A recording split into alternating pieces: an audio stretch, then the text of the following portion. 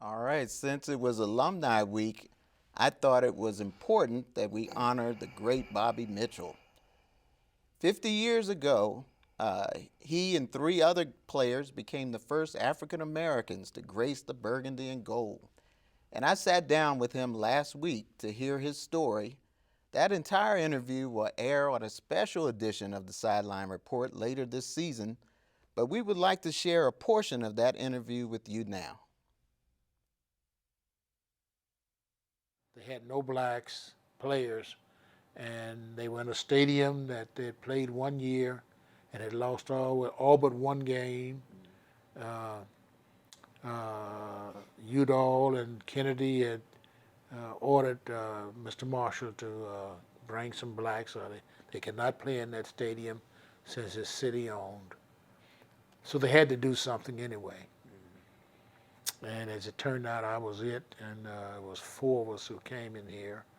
Uh, my good buddy I lost 2 years ago, John Nisby. He was a guard at Pittsburgh Steelers. He was a veteran. And then we had two rookies. We had Leroy Jackson, a running back, and from Michigan State we had Ron Hatcher, a running back. And both of those gentlemen didn't play that much, but they were good athletes. Mm-hmm. But Nisby and I played out the whole string. And because I came as an all-pro and Nisby came as an all-lineman, all-pro lineman, we were the ones people knew, and they didn't know the other two guys. So you never hear their names. And they didn't get a chance to play much anyway. So that started a whole new era in Washington, and I had two things I had to overcome. I had to overcome those people, those whites who didn't know if they were ready for it, and I had to overcome Washington Black Society, which is tough. And so I was battling two things immediately, and had to battle it for a long time.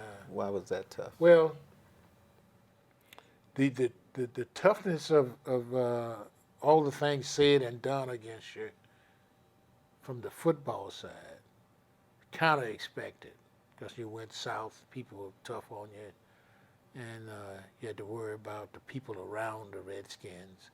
And I want to defend the players. People wonder if the players were not good guys. But let me say it like this: 80% of them was good guys. Mm-hmm. All right, and but it was the people around. As far as Mr. Marshall, all the things I heard about him, I never experienced because I was never around him. He was never around me. Mm-hmm. Once I met him, the contract and the whole works. And that was the owner. And that, the owner of the team, George Preston Marshall. And after that, I never had any association with him, really. Mm-hmm. But I was angry for my family because I have two kids now, my daughter and my son, and they were little tots. And to be denied when they try to go somewhere, even up here, bothered me, and I didn't expect that. I didn't realize we were south in Virginia. So those were the kinds of things, protecting your family. And we'd run into things that wasn't very nice. You're starring on the field, but right. So you're going through that. But the great thing about it is that you come to the point where you can say, I'd go through all that again. That's what I was going to ask you. Would you do that all over again? To be where I am, I'd go through all of that again.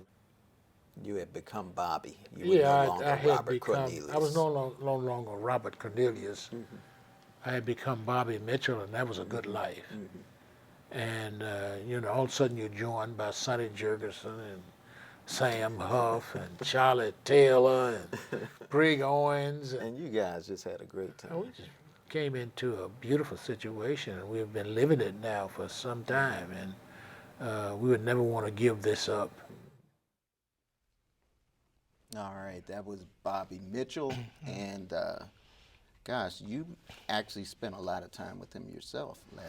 Oh yeah, Bobby is a pioneer who set the standards for players who came along later. Bobby has made an outstanding contribution to the organization on and off the field. Also, one thing I noticed is that his stats when he came in here to D.C. were just tremendous. I mean, he was a great football player, and that's something that he seemed to want people to know. Right. Yeah, I know he's in the Hall of Fame, but a lot of people think of him as the first African-American Redskin. But he was just a great football player. Right. And Yes. he also played with Jim Brown. Yeah, as but- you, you know, and boy, he has some great stories to Yeah. tell about that, which we will air later on in the season. Man, all I got to do is just say wow. Yeah.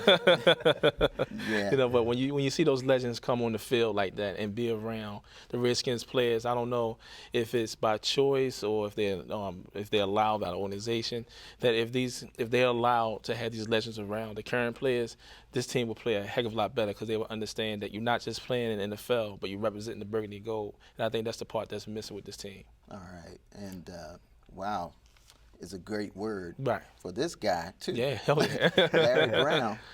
I mean, I've spent time with number 49, Bobby Mitchell, and number 43, Larry Brown. So, Well, we have of course Bruce Allen to thank for this homecoming event. I believe this is the third year, and he's responsible for reconnecting the alumni with the organization in a number of areas: marketing, recognition, and